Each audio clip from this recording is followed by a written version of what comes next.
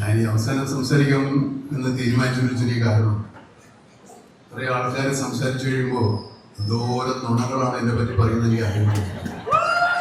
ഞാൻ അങ്ങനെയാണ് അഹങ്കരിച്ചു, camera shoot ചെയ്യാൻ വന്നില്ല, 3 ദിവസം ഞങ്ങൾ കാത്തിരുന്നു എന്നൊക്കെ പറയാൻ വിചാരിച്ചാലും അങ്ങനെ പറഞ്ഞില്ല.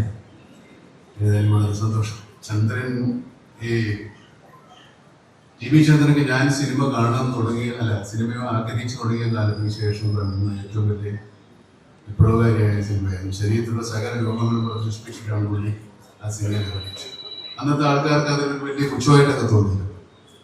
എന്നൊക്കെയാണെങ്കിൽ വളരെ കൊട്ടിഘോഷിക്കപ്പെടുന്ന സിനിമകളായിരുന്നില്ല. ചന്ദ്രന്റെ വിഷമുട്ടിയ സിനിമ ഈ ശേഷം അല്ലേ അവനെയാണ് ചോദിക്കപ്പെടുന്ന സിനിമയാണ്. അത് അന്നത്തെ കാലത്തെ വിപ്ലവകാരികളെ പറ്റിയുള്ള സിനിമകൾ തന്നെയാണല്ലോ. അത് തന്നെ, ആ സിനിമ തന്നെ ഒരു വിപ്ലവമായിരുന്നു. പക്ഷെ ഞാൻ ആ സിനിമ കാണുന്ന സമയത്തൊക്കെ ഞാനൊരു വിദ്യാർത്ഥിയാണ്. അദ്ദേഹത്തെ വളരെ ആരാധനയോടെ നോക്കുകയും എൻ്റെ സീനിയറായിട്ട് പഠിച്ചിരുന്ന പവിത്ര അദ്ദേഹത്തിൻ്റെ വളരെ അടുത്ത സുഹൃത്താണ്. പവിത്രൻ വഴി എന്തെങ്കിലും ഒരു ചാൻസ് കിട്ടുമോ എന്ന് ഞാൻ ശ്രമിക്കാതിരുന്നില്ല. അതൊന്നും ശരിയായി. ഞാൻ ചാൻസ് വഴി ശ്രമിക്കാത്ത ആൾക്കാർ ആരുമില്ല. എൻ്റെ വീട്ടിലുള്ള ആൾക്കാർ വെച്ച് ബാക്കി എല്ലാവരും ചോദിച്ചു. അപ്പോൾ എങ്ങനെയെങ്കിലും ഇതിനകത്ത് കയറി പറ്റുക എന്നുള്ളൊരു ആഗ്രഹത്തിലാണ് ഞാൻ അന്നത്തെ കാലത്ത് സിനിമ കാണുന്നത്. എന്നെ എന്താണ് ഇതിൽ കാണാൻ സാധിക്കുക എന്നുള്ള ഒരു ആഗ്രഹമായിരുന്നു. സിനിമയിൽ വന്നതിന് ശേഷം പിന്നെ ഞാൻ അന്നത്തെ കാലത്ത് നമ്മുടെ പാരലൽ സിനിമയെന്ന്, ന്യൂ വേവ് സിനിമയെന്ന്, ആധുനിക സിനിമയെന്ന്, അത്യന്താധുനിക സിനിമ എന്നൊക്കെ പേരിട്ട് വിളിക്കുന്ന കുറേയേറെ സിനിമകളുണ്ട്. ഞാൻ ആ സിനിമയുടെ ഭാഗമാകാൻ ആഗ്രഹിച്ചു വന്നവരാണ്.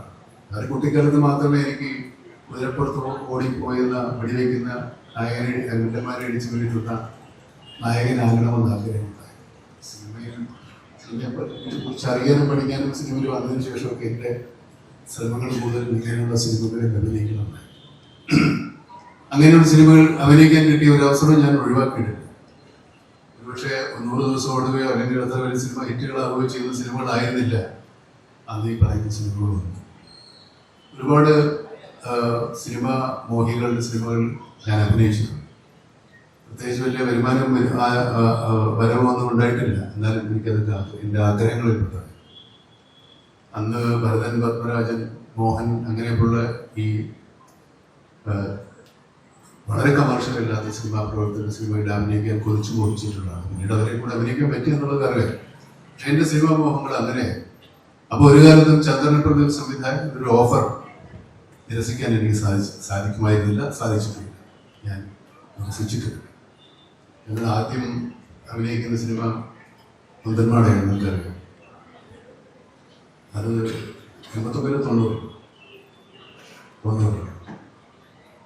90-ലാണ്. എനിക്ക് ശ്രീരാമൻ ഇവിടെ VK ശ്രീരാമൻ, അദ്ദേഹത്തിൻ്റെ അമ്മാവനാണ് സിനിമയുടെ CV ശ്രീരാമൻ ആണ് സിനിമയുടെ കഥാകൃത്ത്. 2 കഥകളാണ് അത്. അതൊന്നില്ല, 2 കഥകളാണ്.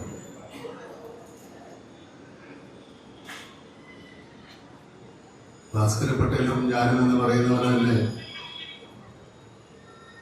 പൊന്തന്മാടയും ശീമത്തമ്പുരാൻ അങ്ങനെ 2 പേരുടെ കഥയാണ്.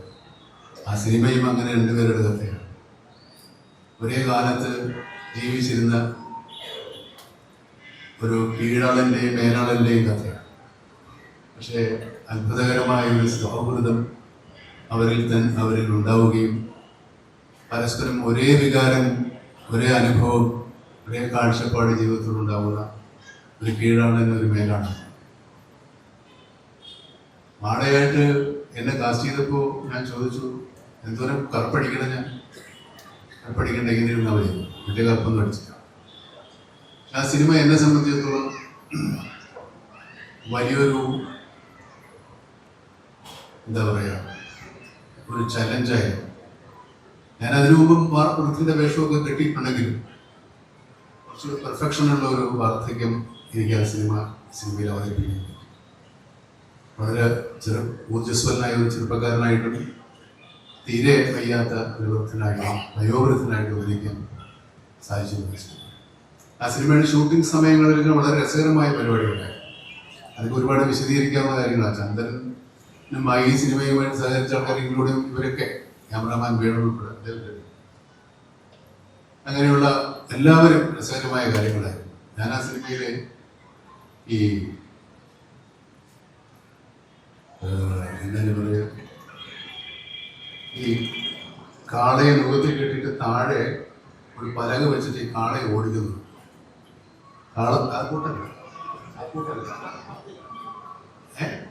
നുഖമല്ല കറക്റ്റാണ്. നുഖം ഞാൻ കണ്ടിട്ടുള്ളൂ. ഇത് ചുമ്മാ ഒരു പലക മാത്രം ഉണ്ടാവുള്ളൂ. അതിന് എനിക്ക് ചിലപ്പോൾ ഞാൻ കണ്ടിട്ടില്ല. ചിലപ്പോൾ അവിടെ അതൊരു പലകയാണ്. അതിൻ്റെ പുറത്തൊരു 3 ഇഞ്ച് പോയാൽ നമ്മൾ താഴെ വീഴും. പക്ഷേ ആരുടെ ഭാഗ്യം കൊണ്ടാണോ ഞാൻ കുറേ നേരം ഒളിച്ചു അല്ലേ? ഇല്ല, സിനിമയിലെ ഷോട്ടുണ്ട് ഞാനിങ്ങനെ ഒളിക്കുന്നു. അങ്ങനെ അതിനൊക്കെ ഒരു ധൈര്യം ഈ സിനിമയിലുള്ള എല്ലാവരും ചെടിയിലും എല്ലാവരും പാടത്തും ഒക്കെ നിന്ന് ക്യാമറമാനൊക്കെ തോർത്തു കൊടുത്ത് ഡയറക്ടറെ കൊണ്ടുകൂടെ കുത്തി ചേറിലാണ് എല്ലാവരും നിൽക്കുന്നത്. പിന്നെ ചേറിലിറങ്ങാൻ എനിക്കും തോന്നിയില്ല ഒരു കാരണം. ഏതായാലും സിനിമ തന്നെ മൊത്തം ചേറിലാണ്. ഒരു ചേറിൽ ഇറങ്ങാനായിട്ട് കാര്യം. അങ്ങനെ ഒരുപാട് രസകരമായ അനുഭവങ്ങൾ എനിക്കുണ്ട്. ആ സിനിമ ഈ പറയുന്ന പോലെ മനുഷ്യരുടെ രാഷ്ട്രീയം പറയുന്ന, മനുഷ്യപക്ഷം പറയുന്ന സിനിമ. അത് പ്രത്യേകിച്ച് പക്ഷമുള്ളൊരു സിനിമയാണ്.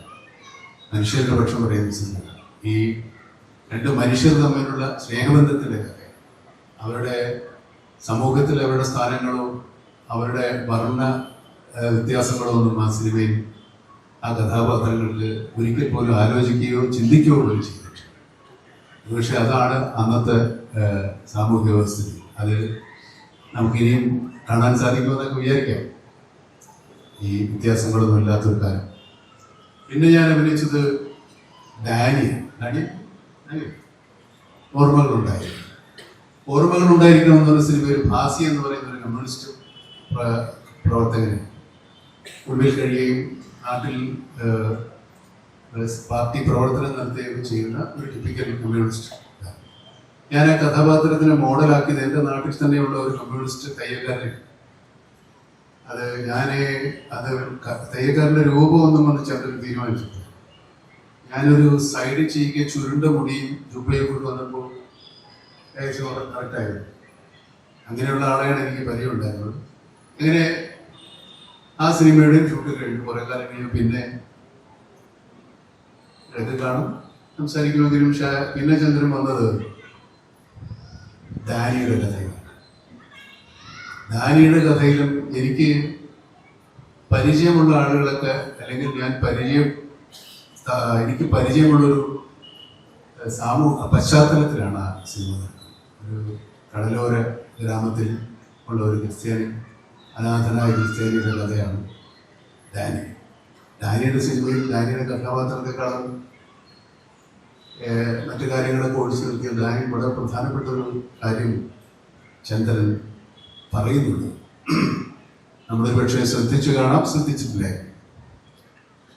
ഡാനിയുടെ ജീവിതം, നമ്മുടെ നാട്ടിൽ നമുക്ക് സ്വാതന്ത്ര്യ സമരം നടന്നു, നമുക്ക് സ്വാതന്ത്ര്യം കിട്ടി, കുറേ കാലം ഇങ്ങനെ സ്വാതന്ത്ര്യ സമരവും കാര്യങ്ങളൊക്കെ ആയിട്ട് നടക്കുന്നുണ്ട്. നമുക്ക് സ്വാതന്ത്ര്യ സമര സേനാനികളായി കുറേ നേതാക്കന്മാരെ മാത്രമേ അറിയൂ.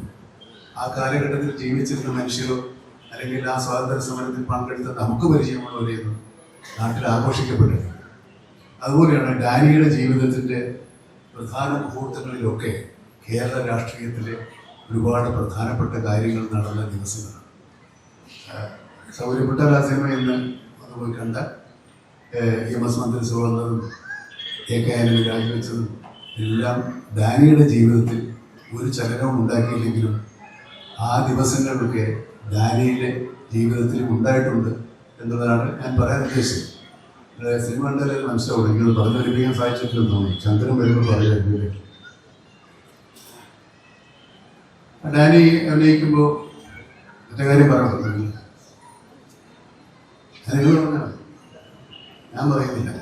ഡാനി സംസാരിക്കുമ്പോൾ ഡാനിയുടെ ഡാനി വെച്ചു. ആ സൗഹൃദം ഇപ്പോഴും നിൽക്കുന്നുണ്ട്. നിങ്ങൾ ഇടയ്ക്കിടയ്ക്ക് പല സിനിമകളുടെ കഥ പറയും.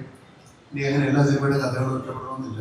അതിന് പലതരത്തിലുള്ള യുദ്ധങ്ങളും ഉണ്ടായിട്ടുണ്ട്. പലപ്പോഴും ഞങ്ങൾ രണ്ടുപേരും തോക്കും, ചിലപ്പോൾ ഞങ്ങൾ ജയിക്കും, ഒരാൾ ജയിക്കും, അങ്ങനെയൊക്കെ ഉണ്ടായിട്ടുണ്ട്. എല്ലാ യുദ്ധങ്ങളിലും ഉണ്ട്. അതിനിപ്പോൾ യുദ്ധം നടക്കുന്ന ഈ യുദ്ധത്തിൽ ആര് ജയിക്കുമോ യുദ്ധത്തിൽ മനുഷ്യർ ജയിച്ചാൽ മതി എന്നാണ് എൻ്റെ ആഗ്രഹം.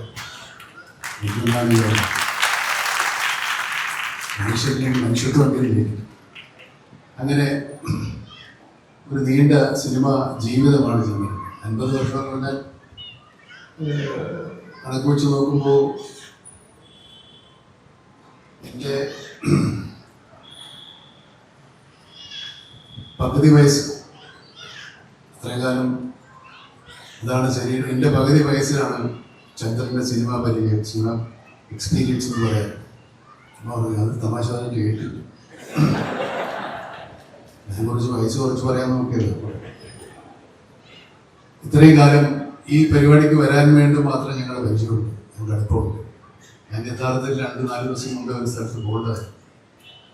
ഞാൻ വെറുതെ പരിപാടി എപ്പോഴാണ് എന്നൊക്കെ ചുമ്മാ ചോദിച്ചു, വെറുതെ അങ്ങോട്ട് ചോദിച്ചതാണ്. ഇത്ര ദിവസം നിങ്ങളിവിടെ ഉണ്ടാവുമെന്നുള്ളൂ. ഞാൻ പറഞ്ഞു ഉണ്ടാവുമെന്ന് ഓർത്തില്ല, ഉണ്ടാവുമെങ്കിൽ ഞാൻ വരാം എന്ന് പറഞ്ഞു. ഞാൻ ഇങ്ങനെ വരാൻ വിചാരിച്ചിട്ടില്ല, വരാൻ പറ്റുമായിരുന്നു. പിന്നെ ഏതൊരു പത്രത്തിൽ മമ്മൂട്ടി ഉദ്ഘാടനം ചെയ്യുന്നു എന്ന് പറഞ്ഞൊരു വാർത്ത കണ്ടപ്പോഴാണ് ഞാൻ വിചാരിച്ചത് ഞാൻ എന്ത് വെളിച്ചെറിയുകയും ചെയ്തു.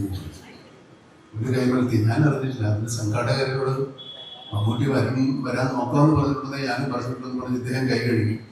അങ്ങനെ ഞാൻ വന്ന് പെട്ടതാണ്. ഏതായാലും ഒത്തിരി പഴയ ആളുകളെ എനിക്ക് കാണാൻ, പഴയ ആൾക്കാരല്ല, ഇവരൊക്കെ പുതിയത് തന്നെയാണ്. ഒത്തിരി ആളുകളെ വീണ്ടും കാണാൻ സാധിച്ചു. അതുപോലെ ഇത് കൈരളി തിയേറ്റർ എന്ന സ്ഥലമാണ് പഴയ.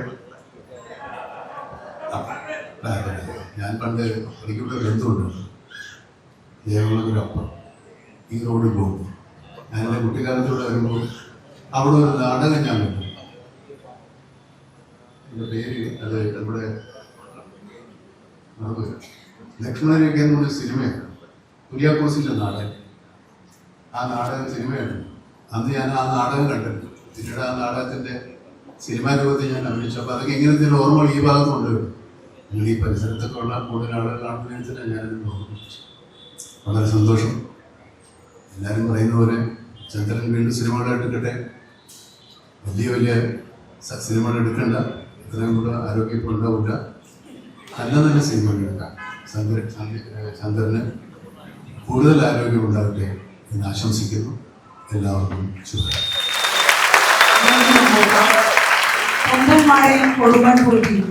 രൂപത്തിലും ഭാവത്തിലും വൈകാരിക തലങ്ങളിലും എത്രമാത്രം വ്യത്യസ്തരായ 2 കഥാപാത്രങ്ങളാണെന്ന് നിങ്ങൾക്ക് ഏവർക്കും അറിയാവുന്നതായിരിക്കും.